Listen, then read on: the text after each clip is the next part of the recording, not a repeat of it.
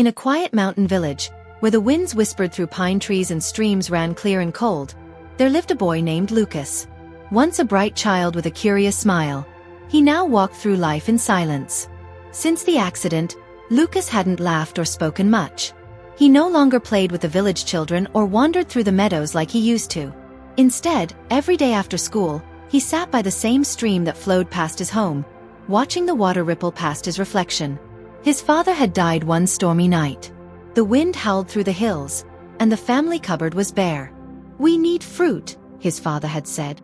Lucas had clung to his father's hand. "Please don't go," he pleaded. His father smiled gently, placed a warm hand on Lucas's head, and whispered, "I must."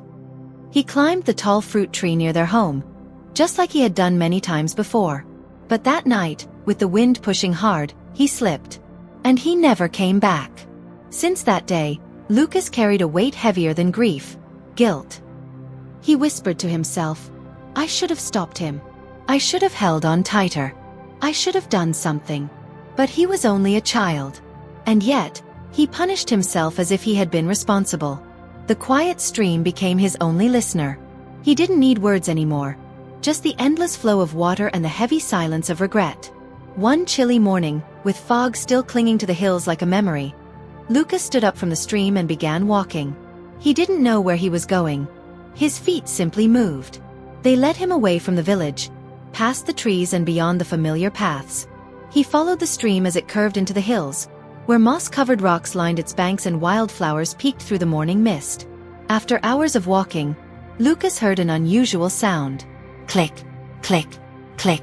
It echoed softly between the hills, like stone meeting stone. Curious, he followed the sound until he reached a broken wooden bridge. There, beside it, knelt an old man with a long white beard and eyes that seemed to hold the stillness of mountains. The man was placing flat stones into the stream, carefully aligning them like puzzle pieces. Next to him stood a donkey, small, brown, and visibly trembling. Its legs quivered as it looked at the broken bridge, clearly afraid to cross. The old man noticed Lucas but didn't speak. He simply nodded once in greeting and continued placing stones. The donkey stepped forward slightly, then stopped. Its fear was obvious. "You always remember where you slipped, don't you?" the old man said quietly to the donkey, though Lucas felt the words echo in his own heart. "One step at a time," he continued, placing another stone into the water with care. Lucas sat down quietly at a distance, not speaking, just watching. Something in the way the man moved, slow, gentle, patient, stirred something in him. He didn't know what it was yet, but it was the first time in a long while that he felt something.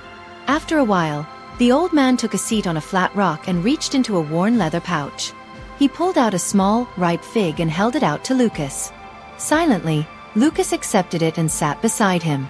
The two didn't speak for a long time. The sound of the stream filled the silence between them, not awkward, but soothing. Then, in a voice almost too soft to hear, Lucas spoke. "My father died." The old man turned his eyes toward him, not with surprise, but with a deep, knowing calm. Lucas stared down at his hands. "I should have stopped him," he whispered. "I should have held him back." He slipped. It was storming. "I knew it was dangerous, but I didn't do enough." The old man looked at the stream for a long while before replying. "My donkey slipped once," he said. "He was carrying too much, and he fell. I got angry, shouted at him for days. I thought he was careless."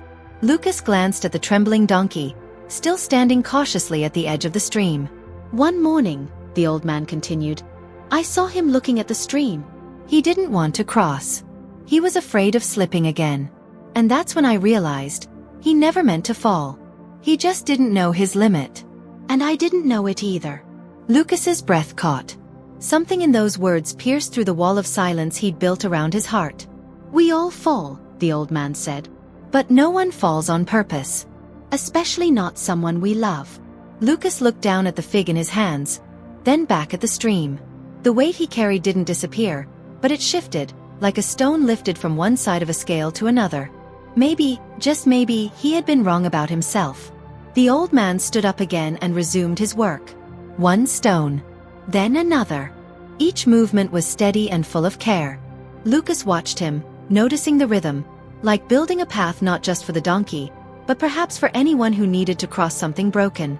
The donkey inched forward, hesitating at the water's edge. Lucas leaned in, holding his breath.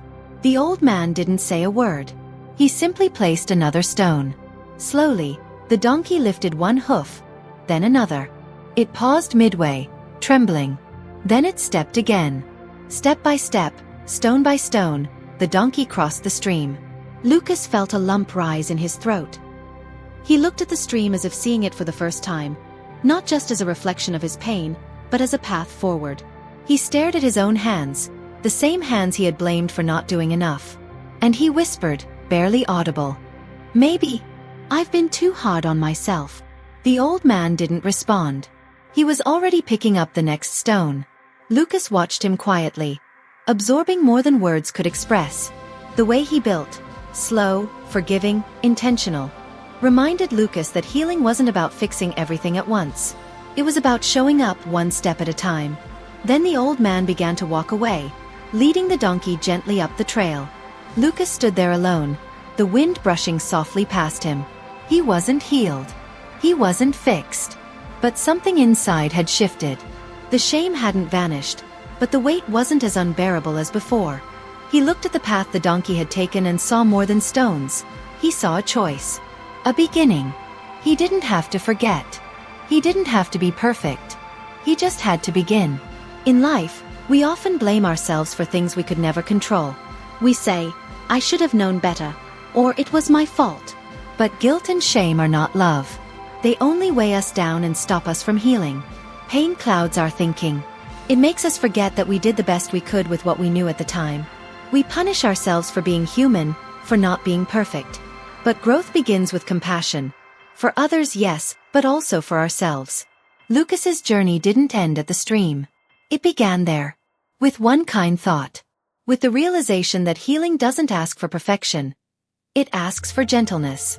Just like the broken bridge, we rebuild slowly. One stone, one step. Some days, we fall again. Some days, we're afraid. But every time we choose kindness over blame, we take a step toward wholeness. So if you ever find yourself sitting by your own stream, full of regret, remember this. You don't have to cross in one leap. Just begin. You don't need to be perfect.